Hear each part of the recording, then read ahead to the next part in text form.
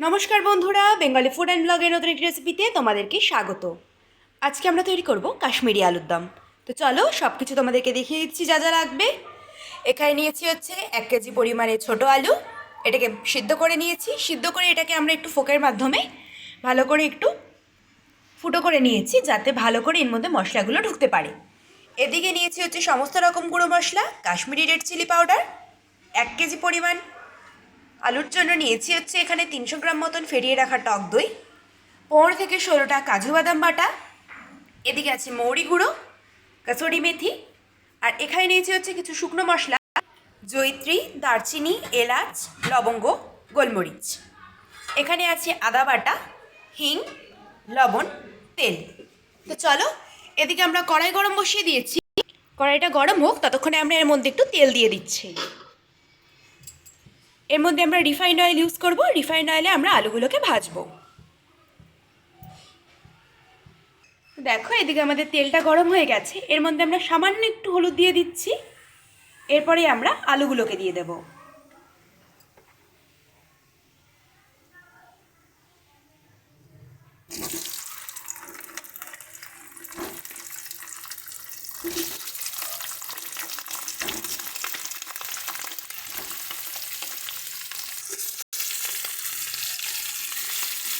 ভালো করে আলুগুলোকে আমরা সুন্দর করে একটু ভেজে নিচ্ছি।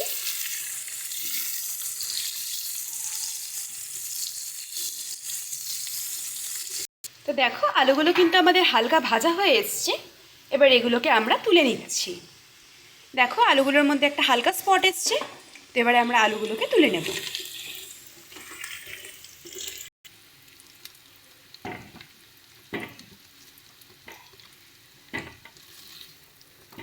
দেখো, এদিকে আমরা সমস্ত আলুগুলোকে ভালো করে ভেজে তুলে নিয়েছি।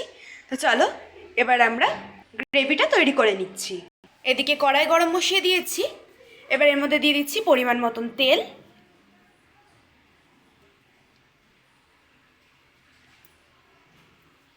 তো চলো, তেলটা গরম হতে হতে আমরা দইয়ের মধ্যে একটু কিছু মশলা মিশিয়ে নিচ্ছি।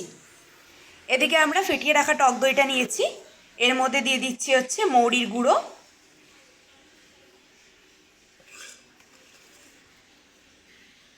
দিয়ে দিচ্ছি Kashmiri red chilli powder 1 teaspoon. এবার এটাকে ভালো করে দইয়ের সঙ্গে মিশিয়ে নেব।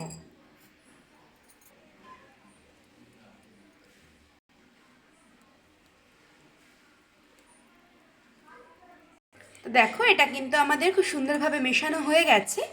আর এদিকে আমাদের তেলটাও কিন্তু ভালো মতন গরম হয়ে গেছে।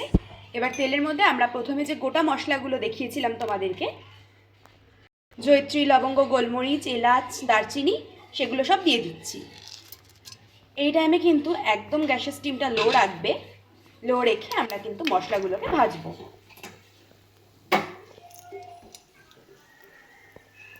দিয়ে দিচ্ছি হিং, দিয়ে দিচ্ছি 1/2 টিস্পুন পরিমাণে হিং।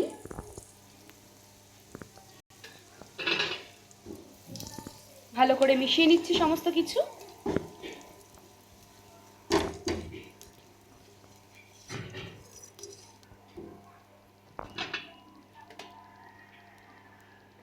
দিয়ে দেবো 1 টিস্পুন পরিমাণে আদা বাটা।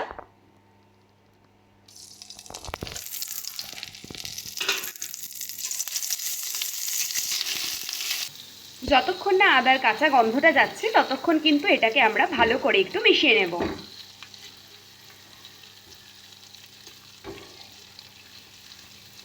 দিয়ে দিচ্ছি হলুদ গুঁড়ো,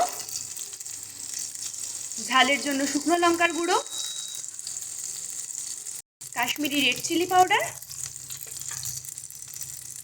আর দিয়ে দিচ্ছি স্বাদ মতন লবণ। সমস্ত কিছু দিয়ে ভালো করে এটাকে মিশিয়ে নেব।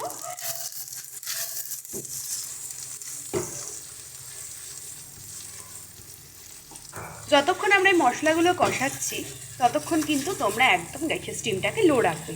যতক্ষণ না এর মধ্যে আমরা আলুটা দেবো, ততক্ষণ কিন্তু গ্যাসের স্টিমটা লো রেখেই এটাকে আমাদেরকে করতে হবে। তো দেখো, মশলাটা কিন্তু আমাদের ভালো মতন কষানো হয়ে গেছে। এবার এর মধ্যে আমরা দিয়ে দিচ্ছি দইয়ের মিশ্রণটা। গ্যাসের স্টিমটা কিন্তু একদম লো রেখে এটা করতে দেবে, নয়তো কিন্তু দইটা ফেটে যাওয়ার সম্ভাবনা থাকে। ভালো করে এটাকে মিশিয়ে নিচ্ছি।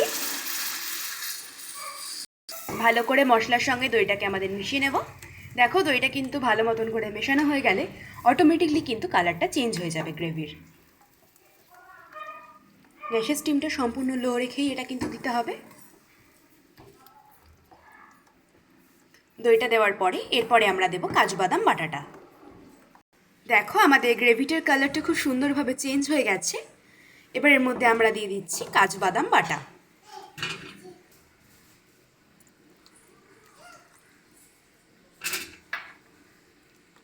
গ্যাসের স্টিমটা কিন্তু আমাদের টোটালি লো রাখা আছে। দেখো কি সুন্দর একটা কালার এসছে গ্রেভিটার মধ্যে, আর খুব সুন্দর কিন্তু একটা স্মেলও বেরোচ্ছে।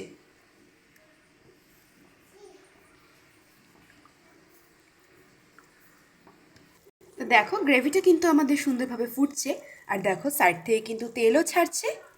তো চলো এবার আমরা এর মধ্যে ভেজে রাখা আলুগুলোকে দিয়ে দিচ্ছি।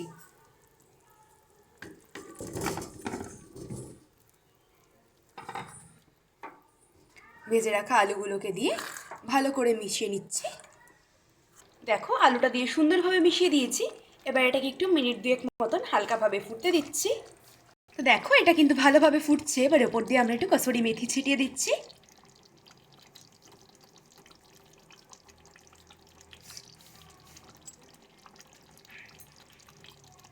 কসুরি মেথিটা দিয়ে এটাকে একটু ঢাকনা দিয়ে দেব।